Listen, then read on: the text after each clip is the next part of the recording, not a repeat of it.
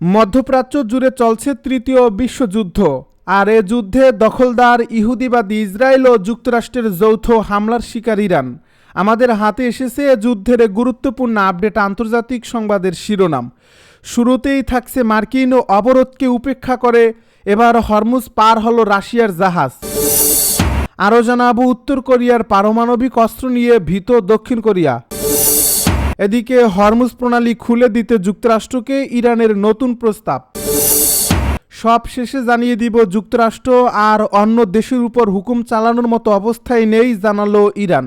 এতক্ষণ শুনছিলেন হাতে থাকা আপডেট সংবাদের শিরোনাম, এবারে বিস্তারিত। তবে তার আগে অনুরোধ রইল ভিডিওটিতে একটি লাইক এবং কমেন্ট করে জানিয়ে দিন ভিডিও সম্পর্কে আপনার মূল্যবান মতামত। আরও জানিয়ে দিন ভিডিওটি কোথা থেকে দেখছেন বা কোন জেলা থেকে দেখছেন। যুক্তরাষ্ট্র আর অন্য দেশের উপর হুকুম চালানোর মতো অবস্থায় নেই দাবি ইরানের। স্বাধীন দেশগুলোকে কি করতে হবে বা কিভাবে চলবে এ বিষয়ে যুক্তরাষ্ট্র আর হুকুম দেওয়ার অবস্থায় নেই বলে দাবি করেছে ইরান। হরমুজ প্রণালী ঘিরে নতুন একটি প্রস্তাব যখন ওয়াশিংটনে পর্যালোচনা করছে, ঠিক সেই সময়ে তেহরানের পক্ষ থেকে মন্তব্য এসেছে। যুদ্ধের শুরু থেকেই ইরান এই কৌশলগত জলপথ কার্যত বন্ধ করে রেখেছে। এতে বৈশ্বিক জ্বালানি বাজারে ব্যাপক ধাক্কা লেগেছে এবং সংঘাত নিরসনের আলোচনায় এই প্রণালী কেন্দ্রবিন্দুতে পরিণত হয়েছে। ইরানের রাষ্ট্রীয় টেলিভিশনের বরাতে জানা গেছে, প্রতিরক্ষা মন্ত্রণালয়ের মুখপাত্র রেজা তালিয়ানিক বলেছেন, যুক্তরাষ্ট্র এখন তার স্বাধীন দেশগুলোর উপর নিজেদের নীতি চাপিয়ে দেওয়ার মতো অবস্থানে নেই। তিনি আরও বলেন, ওয়াশিংটনকে এখন অবশ্যই তাদের অবৈধ ও অযৌক্তিক দাবি পরিত্যাগ করতে হবে। যুদ্ধবিরতির লড়াই থামিয়ে রাখলেও ইরান, যুক্তরাষ্ট্র ও ইসরায়েলের মধ্যে সংঘাতের স্থায়ী সমাধানের আলোচনায় এখনও কোনো ফলাফল আসেনি। তবে ইরানের নতুন যে প্রস্তাবটি যুক্তরাষ্ট্র পর্যালোচনা করছে তাতে হরমুজ প্রণালী পুনরায় খুলে দেওয়ার কথা বলা হয়েছে। হরমুজ প্রণালী খুলে দিতে যুক্তরাষ্ট্রকে ইরানের নতুন প্রস্তাব। হরমুজ প্রণালী পুনরায় স্বাভাবিকভাবে চালু করা এবং চলমান সংঘাত নিরসনের লক্ষ্যে যুক্তরাষ্ট্রের কাছে নতুন প্রস্তাব দিয়েছে ইরান।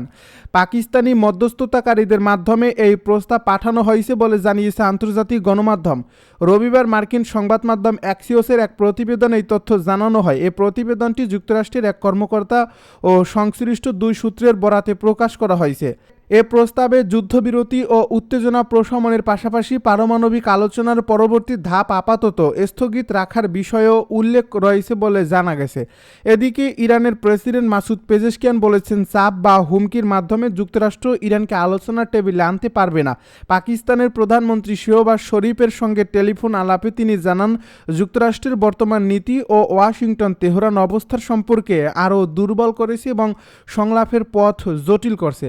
অন্যদিকে যুক্তরাষ্ট্রের প্রেসিডেন্ট ডোনাল্ড ট্রাম্প কঠোর অবস্থান পুনর্ব্যক্ত করে বলেছেন, চলমান সংঘাতে জয় অর্জনের লক্ষ্য থেকে যুক্তরাষ্ট্রকে কেউ থামাতে পারবে না। তিনি ইঙ্গিত দেন, যুক্তরাষ্ট্রের নৌ অবরোধের কারণে ইরানের তেল অবকাঠামো মারাত্মক ঝুঁকিতে পড়তে পারে। এক টেলিভিশন সাক্ষাৎকারে ডোনাল্ড ট্রাম্প দাবি করেন, অবরোধের কারণে ইরান তেল পরিবহনের সমস্যায় পড়ছে এবং পাইপলাইনে জমে থাকা চাপ থেকে বিপদের আশঙ্কা তৈরি হয়েছে। এছাড়া রবিবার ডোনাল্ড ট্রাম্প ও যুক্তরাষ্ট্রের প্রধানমন্ত্রী কিয়ার স্টারমারের মধ্যে ফোনালাপ হয়। এতে হরমুজ প্রণালী দিয়ে জাহাজ চলাচল পুনরায় স্বাভাবিক করার প্রয়োজনীয়তা নিয়ে আলোচনা হয়। উত্তর কোরিয়ার পারমাণবিক অস্ত্র নিয়ে ভীত দক্ষিণ কোরিয়া। উত্তর কোরিয়ার ক্রমবর্ধমান পারমাণবিক কর্মসূচিকে বিশ্বব্যাপী পারমাণবিক অস্ত্র বিস্তার রোধ ব্যবস্থার জন্য সবচেয়ে বড় হুমকি হিসেবে বর্ণনা করে এর বিরুদ্ধে দ্রুত আন্তর্জাতিক ব্যবস্থা নেওয়ার আহ্বান জানিয়েছে দক্ষিণ কোরিয়া। মঙ্গলবার ইয়ান হাপ নিউজ এজেন্সির এক প্রতিবেদনে জানানো হয়েছে, নিউ ইয়র্কে অনুষ্ঠিত পারমাণবিক অস্ত্র বিস্তার রোধ চুক্তি বা এনপিটি বিষয়ক এক সম্মেলনে দক্ষিণ কোরিয়ার উপ পররাষ্ট্রমন্ত্রী জিয়ং ইয়েন দু এই দাবি উত্থাপন করেন। তিনি উল্লেখ করেন, এনপিটি থেকে নিজেদের প্রত্যাহার করে নিয়ে পিয়ংইয়ং যেভাবে পারমাণবিক অস্ত্রের বিকাশ ঘটিয়ে চলছে তা বর্তমান বিশ্বের জন্য একটি অন্যান্য এবং অত্যন্ত জটিল চ্যালেঞ্জ হয়ে দাঁড়িয়েছে। জিয়ং ইয়েন দু তার বক্তব্যে বলেন, গণতান্ত্রিক গণপ্রজাতন্ত্রী কোরিয়া বা উত্তর কোরিয়া হলো একমাত্র দেশ যারা এনপিটি কাঠামোর সুবিধা ভোগ করার পর সেখান থেকে নিজেদের সরিয়ে নেওয়ার ঘোষণা দিয়েছে এবং প্রকাশ্যে পারমাণবিক অস্ত্রের উন্নয়ন অব্যাহত রেখেছে।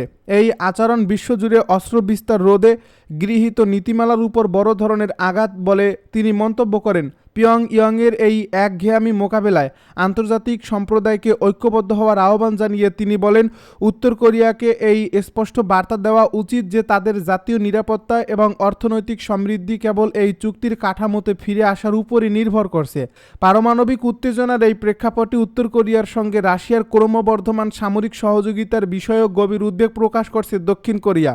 জিয়ং ইয়েন দু রাশিয়াকে উদ্দেশ্য করে পিয়ংইয়ংয়ের সঙ্গে সব ধরনের সামরিক সম্পর্ক ছিন্ন করার আহ্বান জানান। তিনি সতর্ক করে দিয়ে বলেন, দেশ দুটির এই ঘনিষ্ঠতা জাতিসংঘের নিরাপত্তা পরিষদের প্রস্তাবগুলোকে খাটো করছে এবং বৃহত্তর পারমাণবিক অস্ত্র বিস্তার রোধ ব্যবস্থার ভিত্তিকে দুর্বল করে দিচ্ছে। দক্ষিণ কোরিয়া মনে করে বৈশ্বিক স্থিতিশীলতা রক্ষার স্বার্থে মস্কোর উচিত আন্তর্জাতিক আইনের প্রতি শ্রদ্ধাশীল থাকা এবং পিয়ংইয়ংকে সহযোগিতা করা থেকে বিরত থাকা।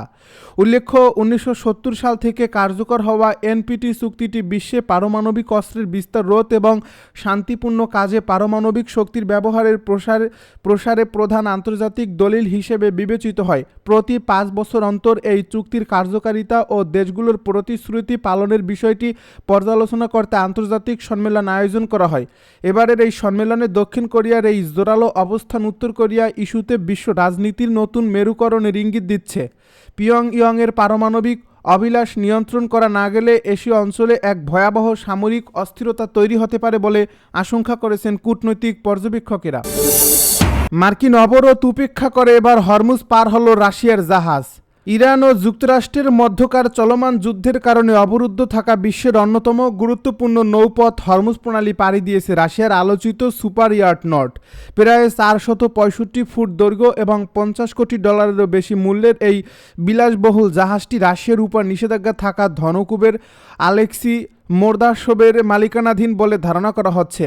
রয়টার্সের প্রতিবেদন অনুযায়ী শুক্রবার গ্রিনিচ মান সময় দুপুর 2টার দিকে দুবাই মেরিনা থেকে যাত্রা করে শনিবার সকালে হরমুজ প্রণালী অতিক্রম করে ইয়াটটি এবং রবিবার ভোরে ওমানের মাসকোটে পৌঁছায়। গত 28 ফেব্রুয়ারি যুদ্ধ শুরু হওয়ার পর থেকে ইরান এই জলপথ দিয়ে জাহাজ চলাচল কঠোরভাবে সীমিত করলেও এই প্রমোত্তরী কিভাবে সেখানে প্রবেশের অনুমতি পেল তা নিয়ে ব্যাপক কৌতূহল সৃষ্টি হয়েছে।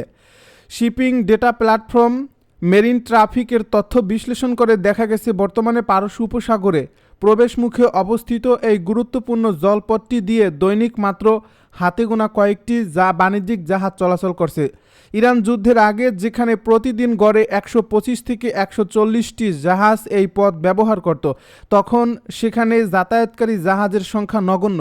ওয়াশিংটন ও তেহরানের মধ্যে এক অস্থির যুদ্ধবিরতি চললেও পাল্টা ব্যবস্থা হিসেবে যুক্তরাষ্ট্র বর্তমানে ইরানের বন্দরগুলোর উপর নৌ অবরোধ বজায় রেখেছে।